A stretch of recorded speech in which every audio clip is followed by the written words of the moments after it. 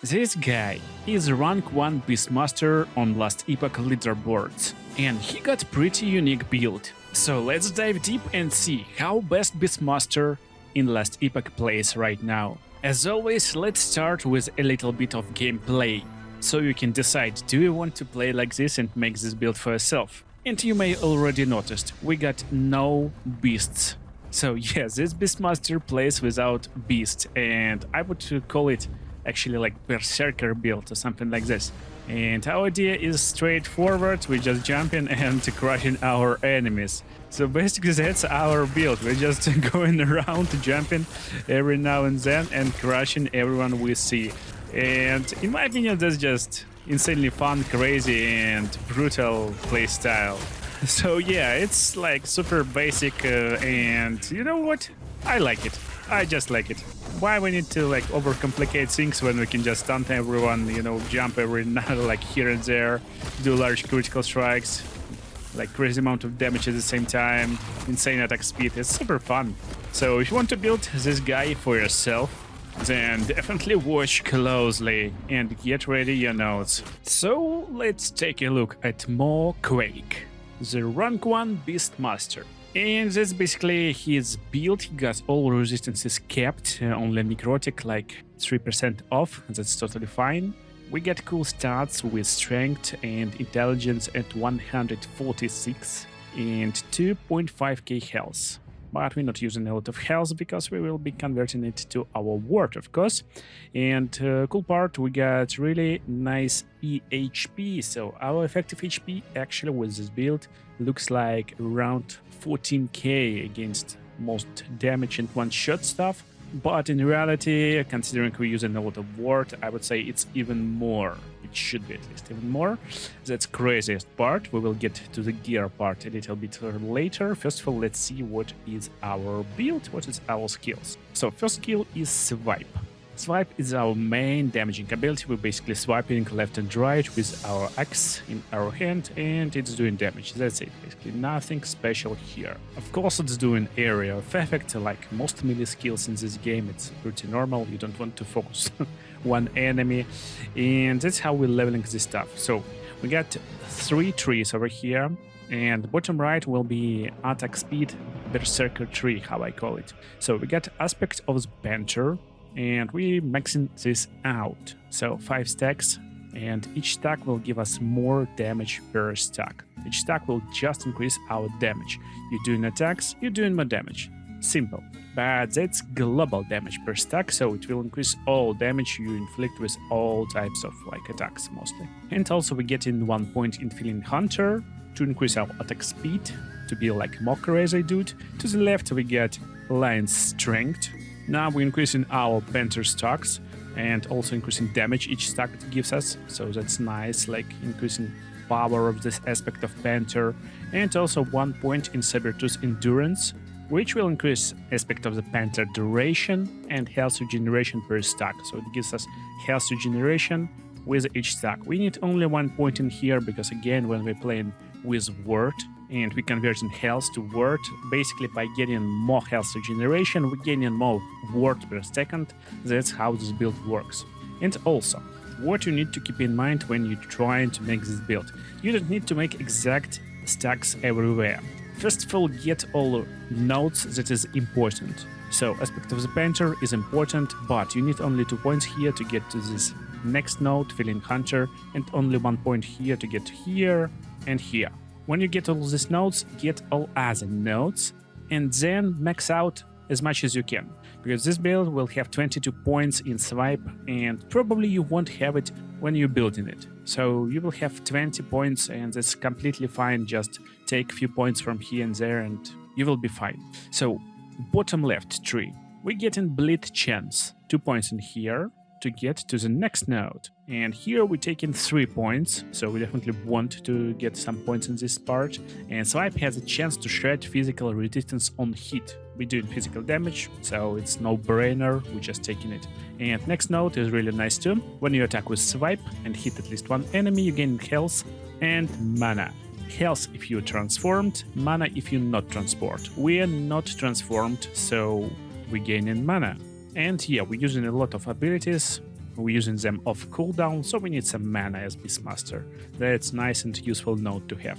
And also we're going to the top left part, get in way of the hunt. It will increase our hit damage and health leech, 2 points in here. So again, just get 1 point when you start in your game, it will be nice and useful. Then you get in 1 point in Vanguarding Reach to increase your damage and area, and also you gain in Culling. Culling will give you kill threshold. This means when you hit an enemies that are below 14% health, they will instantly die. So you need to reduce them only by like 85% and then hit 1 time. That's our swipe ability. Now let's go to our next ability. It will be War Cry. So War Cry, you unleash a mighty roar that knocks enemies back and stuns them for 1.5 seconds. That's nice ability, but you want to start with top right node and increase knockback distance. So now you will push enemies away for a really big amount, but get only 2 points here and then get next node. Upper Hand. So Upper Hand, instead of pushing enemies away, will pull them to you. Pulling enemies to you means you can easily attack them, and again, it's like kinda no-brainer. You want to push them away if you kinda want protection for yourself, but instead you want to do damage. You don't want to constantly hit them. So War Cry is really nice stuff to have with this Upper Hand stuff. And then we're getting top node, 4 points in here to increase area. Also 1 point in Frailty on hit. Frailty will reduce damage of enemies. And 1 point in healing. War Cry now also restores your health. So 100 health, it will be a little bit of ward, but we get to 1 point here to get to this next node, Purging Shout. So Purging Shout will cleanse alignments. And this means basically when you're bleeding, when you get some poison on you and probably you're in danger, you can use War Cry to save yourself. Also, you are invulnerable for 1 second after using War Cry. Again, pretty useful against one-shots and other stuff. You can just stand still and focus bosses. And that stuff is really useful. So this left part that we talked right now, basically you want to focus on it later after you invested in invulnerability after War Cry and go into the right side, Berserker. So Berserker gives you buff for 1 second when you're using War Cry. It will give you additional melee damage. While if you have Berserker, you gain additional stacks of Berserker on melee hit, up to a maximum.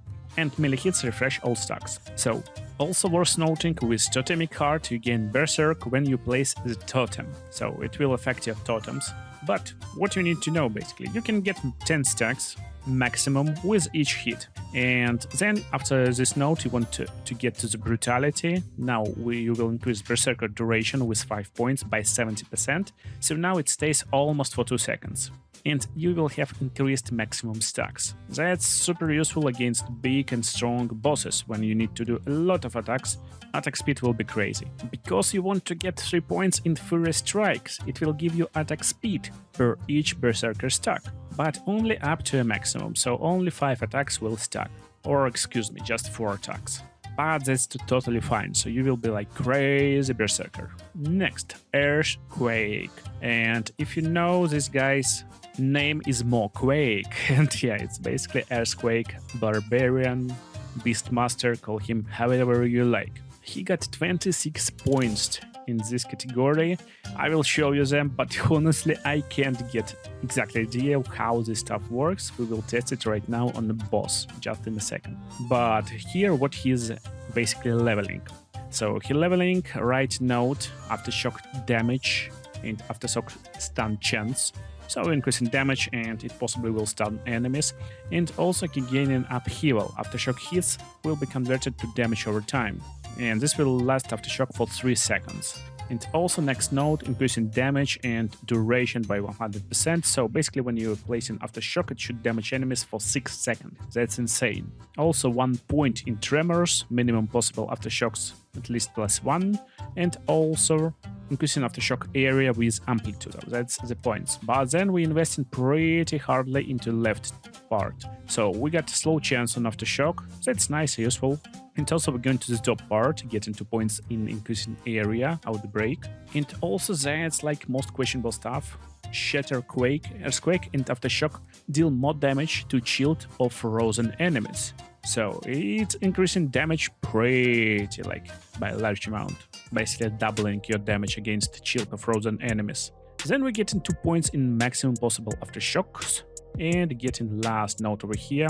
Aftershock appears around totem. So you're placing totems, doing the aftershocks, and they kind of like destroy all enemies around you. Also, you get in torpor to increase slow duration and 3 points in buffet, increasing stun chains and mana efficiency. I would say that's like least important notes here, and it's definitely we invest in a lot in Shatterquake, and that's my like main and most important question. So there is note over here in Warcry that will give you freeze instead of stun, bleed to frostbite, no knockback, so basically like pretty nice freezing note over here. And this will increase damage of aftershock to these enemies. And on our build, we got like 0 chance to chill. So we got like no freeze in our build. And that's what I can't like get idea of. Possibly, I don't know, he played with friends, maybe he left this room, his friends was able to chill enemies and it was like crazy stuff. But that's what we get here. Just make sure you think about this note, possibly just don't take it. It will be like completely fine. It will be like 4 points and he got 26 points in Aftershock in Earthquake. I would rather like get more points in this part. Next up, Fury Rip. That's our best, most useful stuff to travel faster and clear monoliths faster, to farm faster. Basically, you're leaping, you're slamming the ground and stunning enemies. So, Panther Strike gives you more damage and cooldown recovery. That's first note you want to take here to use this ability more often. Also, I like to take 1 point in Hero Protection to be immune while leaping, useful against one-shots and bosses to evade their attacks. And also we get in bottom notes here, increasing stun chance and duration, 2 points here, and regain stamina, chance to reset Fury Leap cooldown on kill. It's super useful. I would actually like pick more points here if it's possible. For example, we got like 20 points here right now, and we got 4 points in Crater, increasing area and reducing mana cost.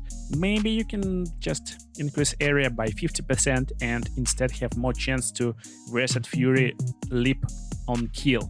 That's insane stuff, which basically leaping, killing, and then can leap again. That's insane.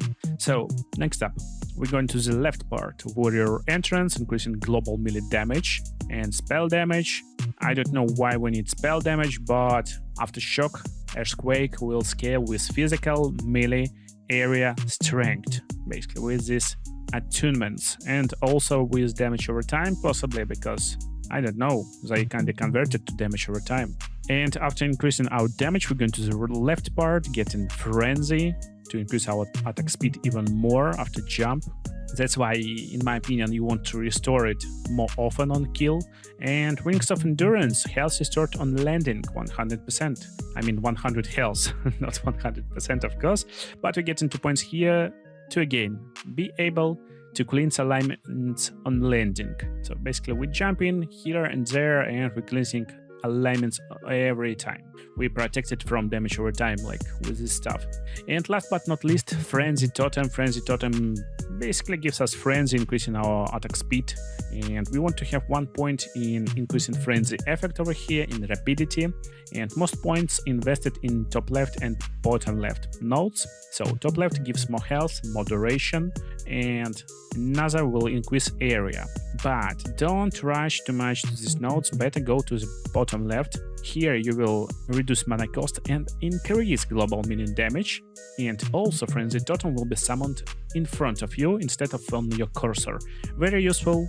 I guess let's jump to the game and I will demonstrate you. So basically it's super useful for our basic combination because we can jump, then we place in totem, and we don't need to aim anywhere. We basically jump over here, and when I'm pressing this totem, it's like in front of me, and I can instantly do Aftershock, Warcry, and just swipe.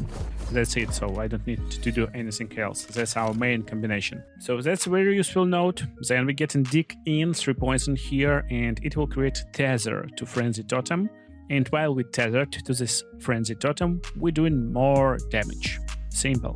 And then we get in tether range. 3 points in here to increase tether range. That's really important too. Again, need to jump to the game to show you. So you see, I'm pressing totem, and when I'm running around, I should be tethered to him. Most of the time I'm tethered in the game. Yeah, there's the tether. So that's how it looks like, and when I'm in the zone, I will do more damage. That's it. So that was our skills. Let's get to passives now. Passives is kind of like simple and straightforward too. We get 25 points in Primalist, so all points in health and increase minion health. I would say just health because we got no minions with this build, and also primal strength. So strength plus 8, increasing health regeneration. We get in points here until we can get Harmony of Blades to be able to equip access in offhand. And again, that's kinda questionable note right now in this build because we're using like weapon and a shield. We're not using multiple weapons, so definitely if you're going for this exact build, you can just skip this node. Possibly this player just forgot to change this node for any other node. We'll find out where we can get this point instead. And Hunter Restoration, so increasing health, and health restored 40 every 3 seconds on hit. And also later in the game, you can get Berserker, more melee damage when on low health, and less damage taken when on low health. And that's our secret node, guys.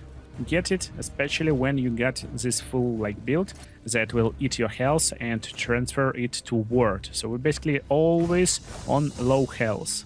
I guess it's like everyone right now abusing this stuff. No one even playing with health builds nowadays. Everyone playing this ward build.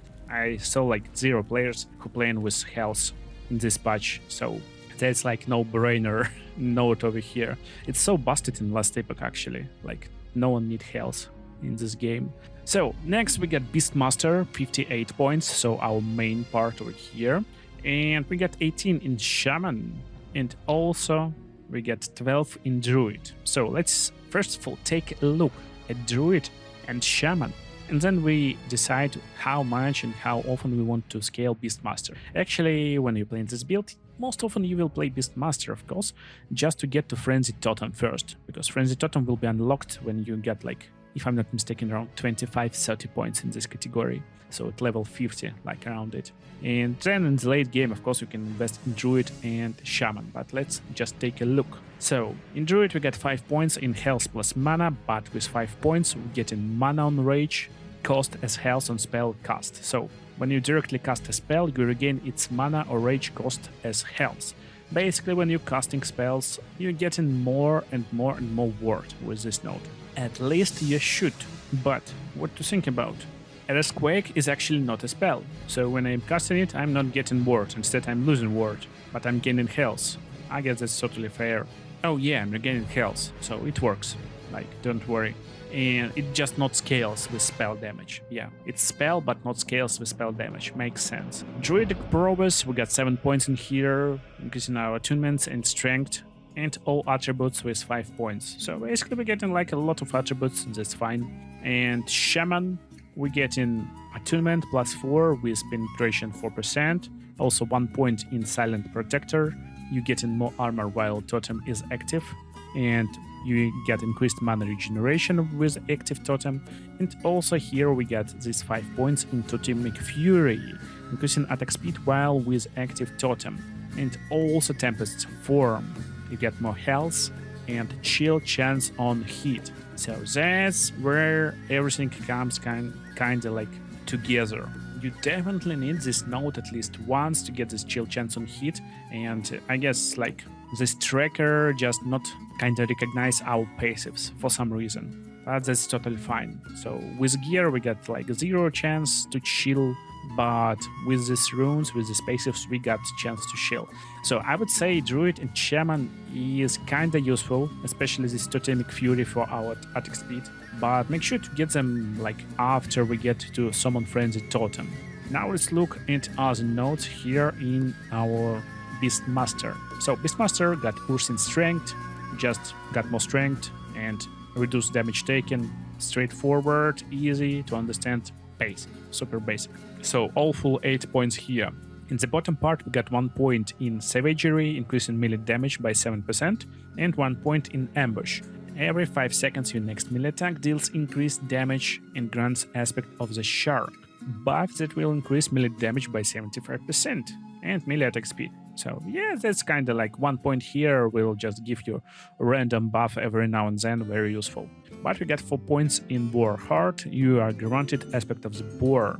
For a duration, when hit by a melee attack, we're in melee range, we're getting attacked every now and then, so this buff will be almost always on us, and this buff will reduce damage taken by 15%, so that's super tanky build, insanely tanky build, as you can see. There's a lot of like flat reduced damage taken stuff, and possibly you can get this 1 point in here instead of dual wielding. So next we got this Call of the Pack, and here guys, if you're leveling passives, same rules comes. Here, get like 1 point in strength, 1 point here, 4 points here because we need to go to the next part, but just spend points and get to the higher nodes first and then like you go backwards. So you got some points in here to the end and then go backwards. So just max out last node and then max out Viper Franks and so on. That's how you just level up in last epoch. So, Porcine Constitution gives you reduce damage taken again, increasing health regeneration, crazy buff. Here we got Boar Heart, increasing strength, and getting chance of this aspect of the boar on melee hit. So we got gain, reduced damage taken, and melee physical damage increase with Axe and Claw. And Life of Wilderness, 4 points in here, gives us Vitality, Endurance Threshold, so just nice buffs. We get 10 points in Viper Franks, which will increase melee attack speed, and also 10 points in Ancient Might. It will give you strength and melee physical damage. That's it, so just pure power build. What about items? Let's talk about items now. Also, if you want loot filter or build planner for this build, make sure to go into the link in description, press here for build planners, and on the right side it will be Beastmaster, so you definitely can take his planner easily. This exact build planner. So what we got here? Here we got this our clever solution. I guess it's kind of wordplay from clever solution. And yeah, it's definitely clever solution because this awesome one-handed axe will change your strength into intelligence.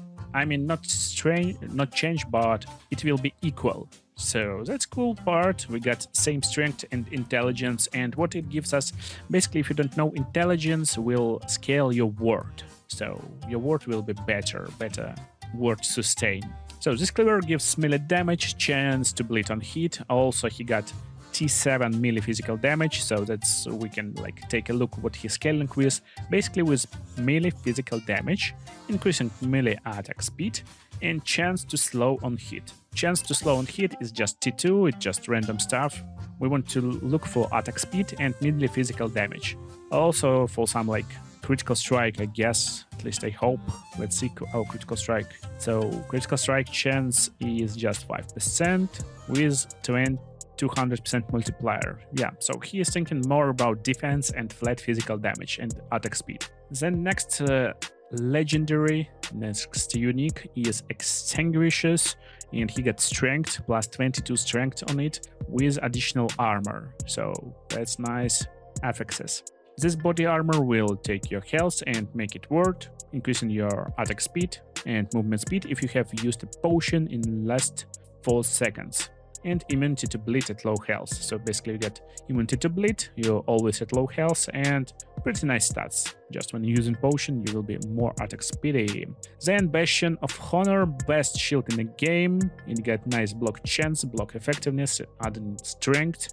Also it gives more physical damage, more health, more mana, health gain on block, so some regeneration, and 1 chance of block per strength against enemies within 4 meters. Super cool, and he got T7 block effectiveness on this shield, so that's just broken shield. Let's look at our amulet. Of course, it's Omnis, so he got increased critical strike chance on this Omnis. It's basic Omni stats, basic inflict, and also Omnis gives +1 level to all skills and resistance to basically every damage type. It rolled not very high, but pretty nice, and he got a chance to apply frailty on hit. I guess it's not like the best one, but still pretty fine. Next, legendary Last Step of the Living gives you armor, movement speed, ward to decay threshold, and acts same as our body.